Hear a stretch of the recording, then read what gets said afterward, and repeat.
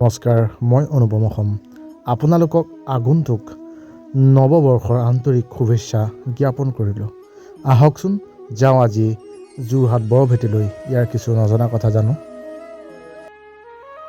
বৰভেটি ইতিহাস, পৰম্পৰা আৰু একতাৰ নিদৰ্শন। ইতিহাসে গৰকা মালৌ পথাৰত যোৰহাট নগৰৰ পৰা প্ৰায় 12 পৰা 13 কিলোমিটাৰ উত্তৰ-পশ্চিম দিশত ঐতিহাসিক বৰভেটি অৱস্থিত।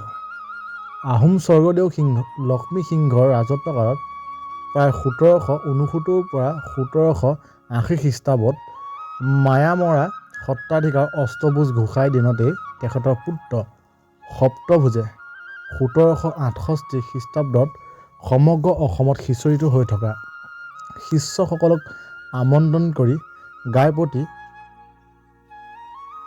একোচপৰাকৈ মাটি দিয়াই মালৌ পথাৰৰ দ ঠাইত শৰৎ কালত বৰভেটি বন্ধাইছিল বুলি জনশ্ৰুতি আছে। এই বৰভেটি বন্ধাবৰ বাবে সেই ঠাই প্ৰায় 8,90,000 শিষ্য গোট খাইছিল। মালৌ পথাৰত উক্ত ঠাইডোখৰত 24 হাত দ আছিল। বৰ্তমান এই বৰভেটিৰ উচ্চতা প্ৰায় 360 ফুট আৰু 120 ফুট বহল। তলত দীঘলে 380 ফুট, প্ৰস্থই 189 ফুট আছিল। বৰভেটিৰ মুঠ মাটিকালি আছিলে 6 বিঘা 1 কঠা 10 লোচা।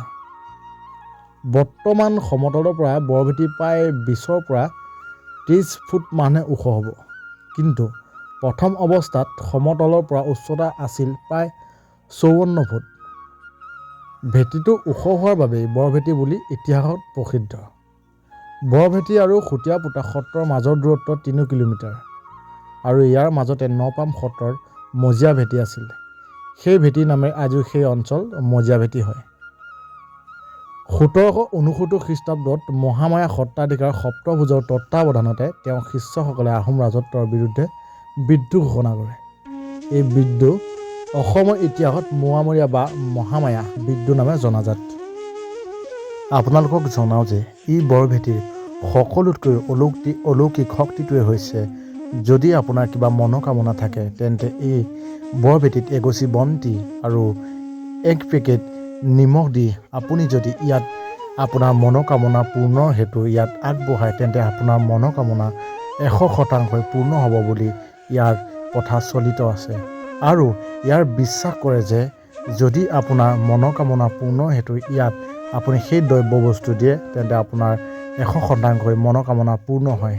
সেই হেতুকে আমিও আশা কৰা অনুযায়ী আজি ইয়াত যি দিবলগীয়া বস্তু আছিল সেই বস্তুভাগ দিলোঁ, আৰু আমিও ইয়াৰ পৰা সম্পূৰ্ণৰূপে বিশ্বাসযোগ্য আৰু সম্পূৰ্ণ সুফল পাই আজি এই অনুষ্ঠানটোলৈ আহিলোঁ।